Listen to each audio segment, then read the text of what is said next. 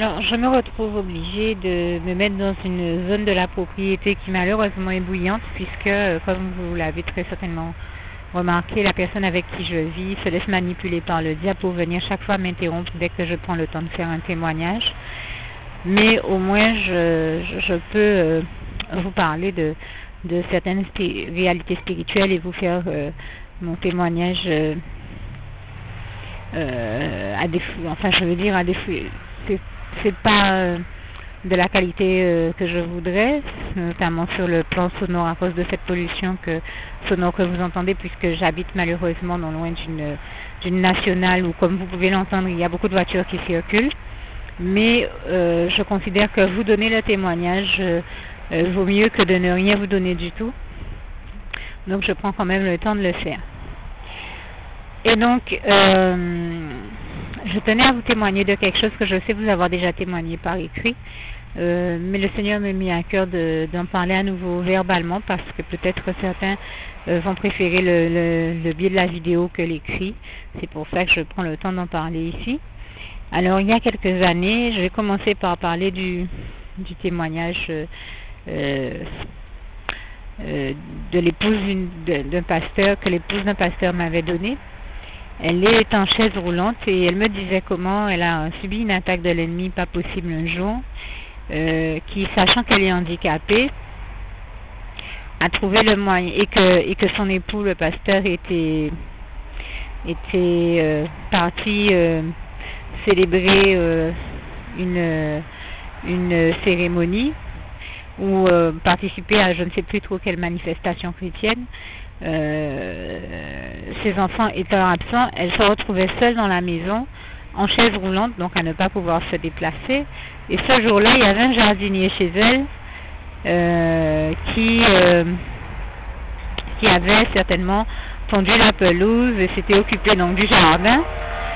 Il avait peut-être élagué des arbres, je ne sais pas ce qu'il avait fait exactement dans l'intégralité de son travail, mais en tout cas, une fois qu'il avait eu fini le travail qu'il a fait, il a rien trouvé de mieux à faire, très certainement inspiré par l'ennemi de le faire, puisque nous savons qu'il y a une loi qui interdit de procéder ainsi, c'est dans ce sens que je parle. Il a cherché à faire un boucan, c'est-à-dire à brûler toutes les feuilles des arbres et tout ce qu'il avait utilisé, brûler tous les déchets qu'il était ressorti de son travail dans le jardin.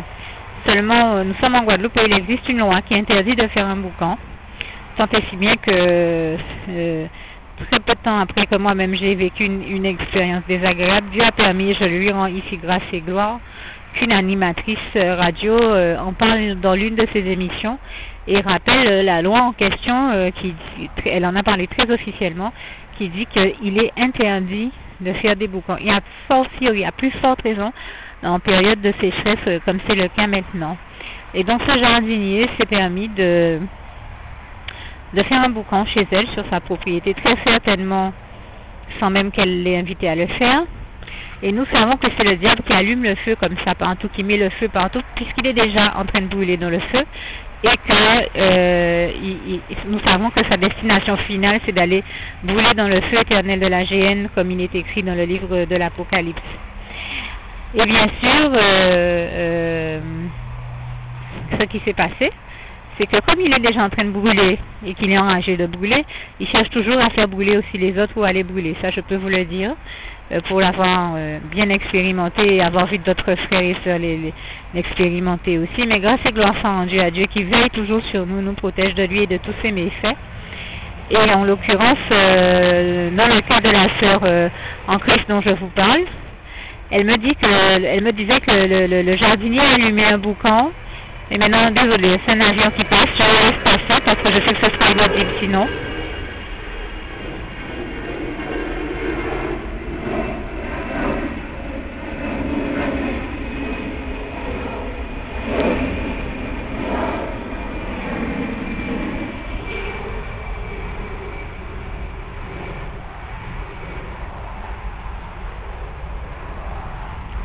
Oui, donc je vous disais que, désolé, il y a comme par hasard eu également un avion qui passait et j'étais obligée d'attendre qu'il finisse de passer, sinon mon propos n'aurait vraiment pas pu être entendu. Donc je continue en vous disant que de sa chaise roulante, elle pouvait voir que le feu de ce boucan était en train de... Et maintenant c'est un camion. Elle pouvait voir que le feu était en train de s'étendre sur toute la propriété et menaçait de brûler partout. Le feu s'étendait et sous ses yeux, et elle est en chaise roulante, elle ne peut pas se lever pour dire qu'elle prend un tuyau d'eau pour l'éteindre ou faire quoi que ce soit. Et plus ça allait, plus le feu s'étendait et menaçait de devenir un feu dangereux pour la propriété même, et elle était mais totalement impuissante face à cette situation, même si psychologiquement, intellectuellement elle était capable d'évaluer que prendre telle ou telle chose, un tuyau aurait pu lui permettre de l'éteindre. Et encore, parce que comme elle me disait là, il commençait à s'étendre suffisamment pour être difficilement maîtrisable. Elle n'avait tout bonnement aucun moyen de le faire, puisqu'étant en chaise roulante et ne pouvant pas du tout se lever de cette chaise roulante depuis des années. Donc résultat, ce qui s'est passé, c'est qu'elle était totalement impuissante, comme ça nous arrive à nous très souvent chrétiens, de nous retrouver dans des situations face auxquelles nous ne pouvons pas agir. Nous sommes totalement impuissants, même si nous pouvons intellectuellement des fois penser à des solutions, mais des solutions que des fois pour des raisons et d'autres nous sommes dans l'incapacité de pouvoir mettre en œuvre, comme c'était son cas puisqu'elle était en chaise roulante. Et bien justement, je voudrais que ce témoignage encourage là aussi tous ceux qui vivent ces réalités-là sur le plan spirituel. Ce sont des réalités chrétiennes. Et grâce et gloire soit rendue à Dieu, qui quand les choses sont impossibles à l'homme, ne sont jamais impossibles à Dieu. Nous nous rappelons bien de ce passage de Marc 10, verset 27 qui nous le stipule bien et qui nous rappelle que tout est possible à Dieu et toute la gloire lui en revient. Et comme tout chrétien, elle n'a pas eu d'autre recours justement d'en recourir à Dieu, de se confier à Dieu, de lui adresser une prière et de lui dire: Seigneur, je t'en supplie, fais quelque chose, délivre-moi de cette situation, sauve-moi de cette situation, et fais que le feu n'envahisse pas toute la propriété, ne brûle pas ma maison, ne devienne pas quelque chose de plus grave et de plus dangereux, parce que la situation était déjà, croyez-le-moi, bien dangereuse. Et finalement, elle s'est dit: moi je sais vraiment pas cette fois-ci comment je vais faire, moi je vois bien que je peux rien faire, mais comment Dieu va faire pour me sauver de ça. Quand on vit ce genre de réflexe-là, quand on vit ce genre de situation-là, le réflexe de se dire: mais comment je vais faire pour m'en sortir, on trouve pas de solution, et Jésus seul est la solution à tous nos problèmes et a la solution à tous nos problèmes. Et en effet, la bonne chose à faire, c'était de faire confiance à Dieu, d'en recourir à Dieu, comme le passage de Job 5, versets 8 à 9 nous le rappelle bien, et qui dit: pour moi, j'aurai recours à l'Éternel. Il s'agit vraiment de toujours se confier en lui, de le prier et de lui faire confiance, de s'appuyer sur lui, car lui seul a toutes les réponses et les solutions à toutes les situations problématiques que nous pouvons avoir à vivre, et je lui en rends ici grâce et gloire encore une fois. Et vous savez ce que Dieu a fait, une chose à laquelle elle n'aurait jamais pensé. Elle m'a dit: à peine j'avais fini ma prière, Dieu m'a démontré là encore sa gloire, et Dieu a fait en sorte qu'il pleuve à verse, mais un torrent d'eau. Il a déversé un torrent d'eau sur ce feu qui s'étendait sur toute ma propriété. Et bien entendu, l'eau a totalement éteint le feu. Gloire à Dieu. Je dis vraiment, toute la gloire revient à Dieu, à Jésus, à son Saint-Esprit. Vous voyez, ce témoignage, elle me l'a donné il y a des années déjà, et jusqu'à maintenant, des années plus tard, alors que je n'ai pas une très bonne mémoire, je m'en rappelle parce qu'il a touché mon cœur, et je vous en parle encore avec des frissons. J'ai des frissons de la tête aux pieds, tellement je suis émue de la gloire de Dieu, de la splendeur glorieuse du règne de l'Éternel que j'y vois, comme le passage du psaume 145, verset 8 à 21 nous le témoigne bien là aussi. Et moi, de mon côté, eh bien, je viens vous donner au moins 2 témoignages qui appuient le sien, puisque j'ai vécu des expériences qui ont des points similaires et qui ressemblent en beaucoup de points à cette expérience-là. Le diable a encore utilisé, moi aussi, chez moi, un jardinier sur ma propriété, et plus précisément...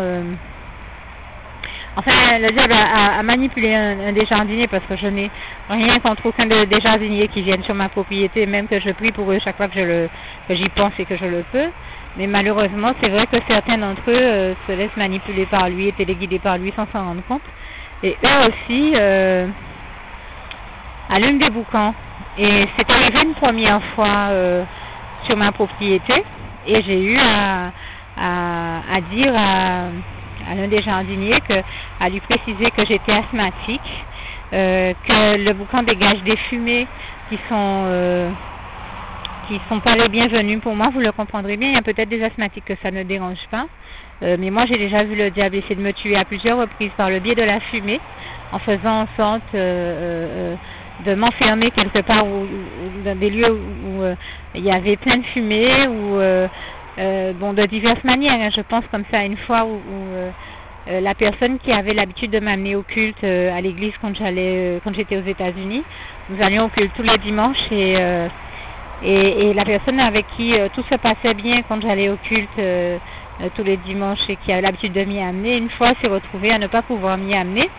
Et il y a une sœur qui s'est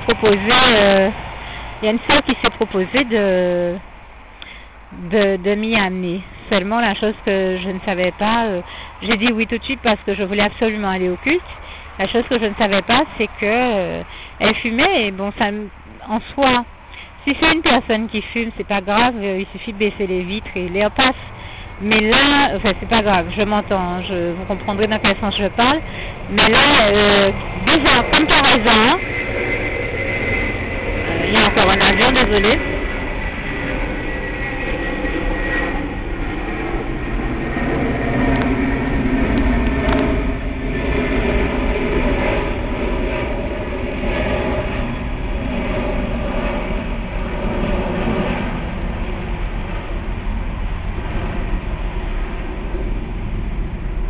Voilà, désolé, il y a encore eu un avion, j'ai dû me taire.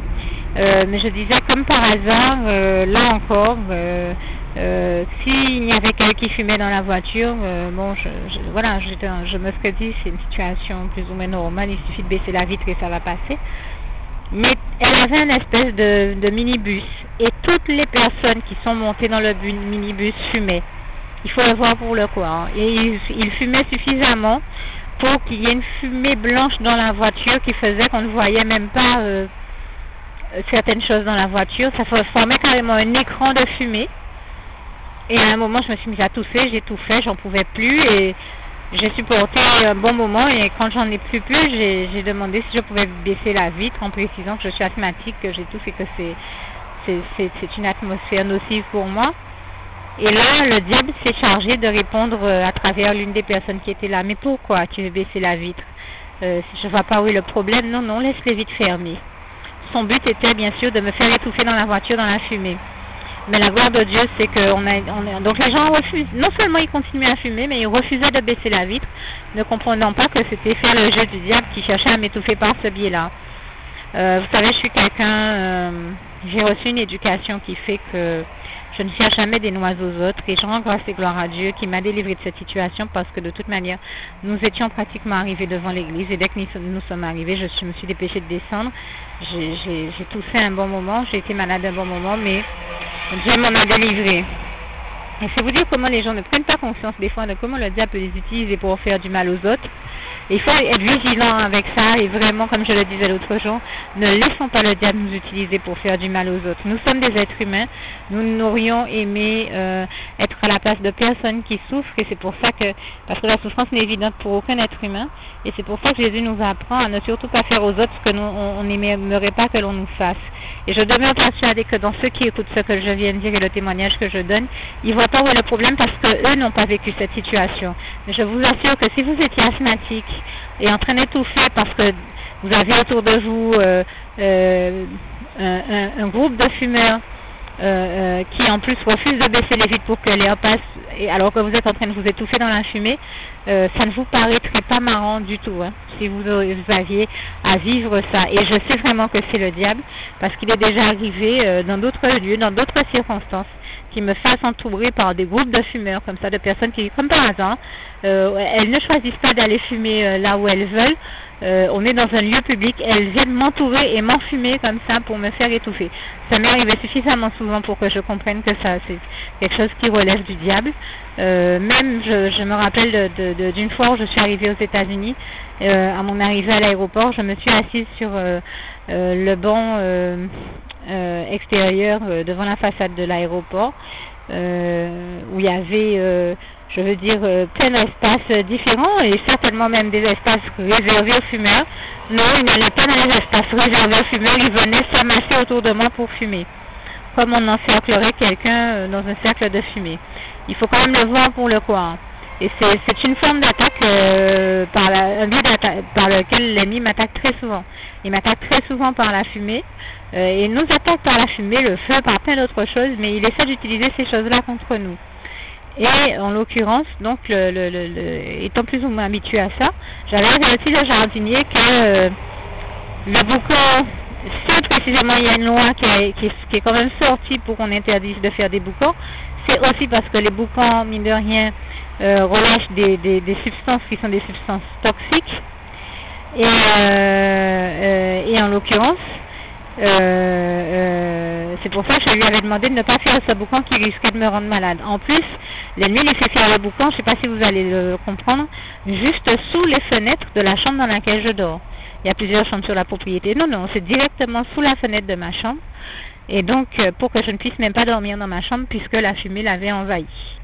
Donc, c'était rien d'autre que ça. Et bien sûr, le jardinier ne m'a pas écouté. Il a fait son boucan. Et là, vraiment, j'ai prié Dieu de me délivrer de cette situation puisque je me retrouvais étouffée chez moi-même sur ma propre propriété. Vous voyez un peu jusqu'où le diable peut aller. Et là encore, puisque personne, j'avais beau parler aux autres, leur rappeler que je suis asthmatique, que ça risque de me rendre malade, que personne ne m'a écouté et qu'on a choisi de continuer d'allumer ce boucan et de continuer à faire du feu et de la fumée, j'ai prié Dieu et afin qu'il me délivre de cette situation. Et tout comme la sœur qui était en chaise roulante dont je viens de vous raconter le témoignage, eh bien Dieu m'a béni en faisant qu'il pleuve à verse. Dieu a fait en sorte qu'il pleuve immédiatement pour éteindre ce boucan. Et là, bien sûr, les autres n'ont rien trouvé le moyen de faire. Vous savez, les diaboliques, c'est comme ça, d'être enragés de voir que le boucan, ils ne pouvaient même pas le rallumer puisqu'il avait trop plu, que Dieu l'avait éteint. Mais moi, je dis ici encore une fois, toute la gloire en revient à Dieu, à Jésus-Christ, à son Saint-Esprit. Et pour vous montrer, je remercie Dieu encore de m'avoir sauvé par ce biais-là. Et pour vous montrer comment certaines personnes sont diaboliques au point de vraiment, même quand on leur parle, choisir de ne faire que ce que le diable les amène à faire, les manipule à faire. J'ai raconté un peu cette expérience à un autre jardinier qui était à la maison il n'y a pas longtemps, en lui disant j'imagine que vous avez déjà reçu l'ordre d'allumer un boucan, puisque je sais que c'est la diabolique avec qui je vis que le diable utilise pour faire les jardiniers faire des boucans sur la propriété, et pourtant elle sait très bien que je suis asthmatique et que ça risque de me rendre malade, qu'elle était là quand le médecin en a parlé, et pourtant, et tout comme le médecin a eu l'occasion de dire devant elle qu'il s'agit de ne surtout pas utiliser non plus de produits insecticides parce que j'y suis allergique, eh bien elle passe son temps à en pulvériser à la maison. Et un jour j'avais une sœur en Christ amie qui était à la maison et qui me disait elle le fait exprès parce qu'elle était là quand le médecin a dit que tu es allergique à ces produits-là, qu'il ne faut pas les utiliser, et elle s'agenouille à les pulvériser non loin de toi exprès pour te faire étouffer et déclencher des allergies chez toi. Mais Dieu ayant étendu la main sur moi, je lui dis vraiment toute la gloire revient à Dieu, à Jésus, à son Saint-Esprit. Je ne sais pas comment Dieu fait pour faire ça, mais je lui rends grâce et gloire. Quand ça arrive, Dieu étend la main sur moi et Dieu me protège. Bon, moi-même, j'essaie aussi de m'écarter de l'endroit où elle a pulvérisé du produit, mais il arrive que des fois, je ne puisse pas le faire. Par exemple, si je sais pas, il fait trop froid dehors ou qu'il y a quelque chose et que je ne peux pas y aller, je suis obligée de rester à l'intérieur, il y a des fois où je peux pas le faire, et bien Dieu étend toujours la main sur moi et fait en sorte que ça ne m'atteigne pas, puisque nous savons que comme il est écrit en Ésaïe 54 verset 17, toute arme forgée contre toi par l'ennemi sera nulle et sans effet. J'ai envie de dire nul et non avenu, et toute la gloire en revient à Dieu, à Jésus, à son Saint-Esprit, que je remercie ici, parce que quand ces choses-là arrivent, eh bien Dieu étend la main sur moi. Et comme disait la sœur en Christ et l'amie qui était à la maison et qui a eu à assister à cette scène, et qui me dit c'est pas possible que je sois en train de voir quelqu'un qui était là quand le médecin a dit de ne pas pulvériser de ce type de produit en ta présence, le faire et le faire en aussi grande quantité comme pour t'emmerder sciemment et te rendre malade sciemment. Et la seule chose, c'est que la sœur en Christ me disait mais elle fait tout ça, mais comme Dieu a étendu la main sur toi, ça ne te rend pas malade, mais le pire c'est que eh bien c'est elle qui se retrouve à tousser et à étouffer dans le produit qu'elle-même a pulvérisé, et elle sait très bien qu'elle le fait dans des quantités anormales. En admettant qu'elle voudrait le faire juste parce que il y a, je ne sais pas moi, des moustiques ou une bête qui la dérange, c'est une chose, un petit coup comme ça, mais elle s'amuse à rester à appuyer sur la tête de la bombe pendant plusieurs minutes, et on se rend bien compte que c'est fait sciemment et méchamment. Mais grâce et gloire soit rendue à Dieu qui fait toujours en sorte que ça ne me rende pas malade. Et ces personnes-là ne se rendent pas compte que le mal qu'elles souhaitent aux autres, elles ne font rien d'autre que de se l'infliger à elles-mêmes. Et c'est ça qui est bien malheureux pour elles, parce que ces personnes-là, moi je ne lui en veux même pas, je lui pardonne, et je dis que c'est pitoyable de voir les gens dans de tels comportements. Et donc, bien sûr, elle s'était déjà dépêchée de donner à ce nouveau jardinier l'ordre d'allumer un boucan quand il aurait fini son travail avec tout ce qu'il aurait ramassé dans le jardin, alors que nous habitons non loin d'une déchetterie. Et donc, elle sait très bien qu'il y a la solution, qu'il récolte ce qu'il a pu avoir comme déchets du jardin et qu'il les dépose à la déchetterie, puisque nous avions un autre jardinier qui procédait ainsi et qui lui avait déjà dit que il n'est pas impératif d'allumer un boucan dans notre cas, que la déchetterie est suffisamment proche pour que, en mettant tous les déchets